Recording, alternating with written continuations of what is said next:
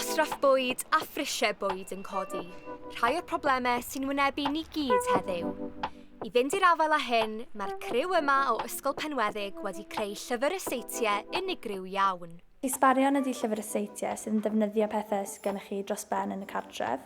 A maen nhw'n rhoi fel yr yseitiau mae'n gallu troi pethau byddwch chi'n arfer taflu, fel rhywbeth fel croen tatws o pethau mewn i fwyd allwch chi fod yn bwyta. Mae hwnna'n lleihau gwastraff, a hefyd mae yna lleihau faint o arian byddwch chi'n gwario ar fwyd mewn wythnos, gan chi'n gallu defnyddio'r hyn byddwch chi'n fel arfer yn taflu i ffwrdd.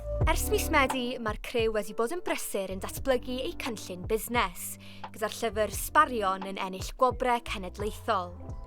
O waith tîm effeithiol felly, maen nhw wedi bod yn llwyddiannus iawn. Ni wedi cael ymateb mor bositif. So mae'n gymaint o'n ni a bod ni mewn cymuned lleol iawn. Ni wedi cael lot o gefnogaeth lleol, so mae hwnna yn yr ysgol, teuluoedd a ni stocio o siop annibynnol hefyd. Mae'r llyfr yn cynnwys bron i 40 o ryseitiau gwahanol, o omlets i gacennau i greision. Be ddarn ni wneud, ddarn ni casglu ryseitiau ohonon ni a ddarn ni ddatblygu nhw. Mae popeth mewn yna, mae yna rhywbeth yn ni di ychwanegu. Mae nhw'n gret.